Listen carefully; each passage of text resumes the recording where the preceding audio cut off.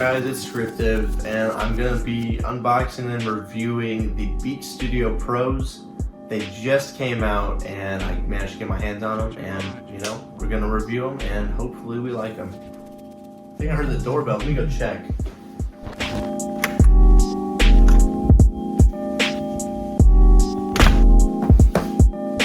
Okay, so over here I've got the black Beat Studio Pros. We're going to take a look at the packaging, and then we're going to unbox it. So taking a look on the front, it just showcases the actual headphones, you know, Beat Studio Pro. Sides, it just has Beat Studio Pros, no context or anything on what it is. Well, obviously, you know, there's gonna be something inside, but let's take a look at the back now. Just got all the specifications on what it can do. So it works with Android. I'm pretty sure that's new, but of course, you know, it's gonna work with Apple products. And yeah, that's pretty much it. Just regular sticker on the bottom. All right, let's open it. Okay, so we're gonna take a look inside the box now. It slides off very easy, unfortunately not as satisfying, but you know, slides right off.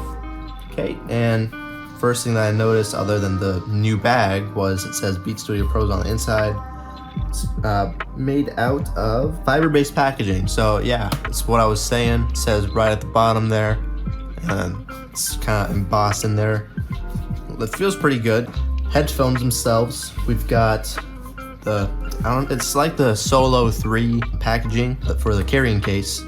Feels very similar, but of course new shape. Not a hard shell case like the Studio 3s, which is fine. I'm assuming that all the cables are gonna be inside there because the rest of this box seems, you know, pretty shallow. So get that out. Yep, exactly as I had said, just some paperwork in here. And let's just take a quick look, So we got some stickers, kind of like a quick setup guide, Apple Music, and just some other paperwork. So then put this on the side, okay? And now onto the headphones. We have got it seems like the zipper's kind of inside, so as you unzip it, yep, it'll kind of go as it does. So it's kind of got like a little shape to it, as you can see right there. Looks good, feels good. Now let's take a look. Yep, sounds good. First thing I noticed trying to open it, it seems it's kind of hard to get them out, but that's all right. So then let's kind of take these out and just set them aside. And now we have got the inside. Yep, this is a 3.5 millimeter to 3.5 millimeter. So let's put that one back.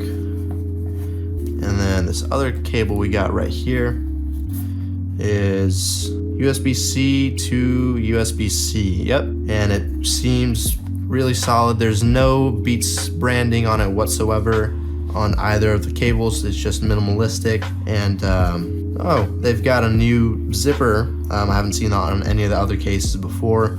Got a zipper on the inside. I'm not sure what you'd use that for. Maybe like some adapter or something if you really needed it. Case is pretty solid. No carabiner, which is unfortunate for new buyers. Now let's go on to the headphones.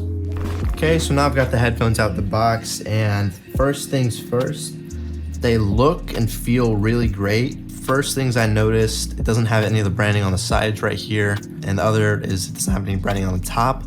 So not as flashy, that's for sure. Kind of kept it simple.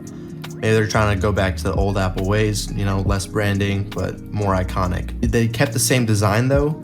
They did change the ear cushions, it seems.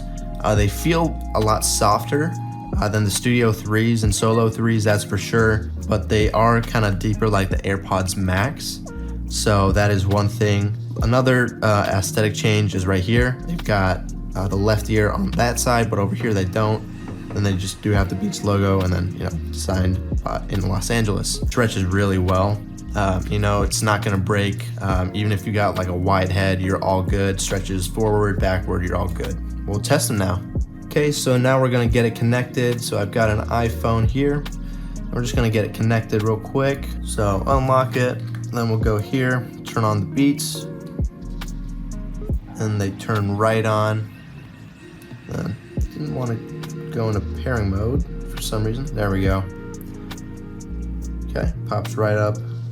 Beat Studio Pro, connects.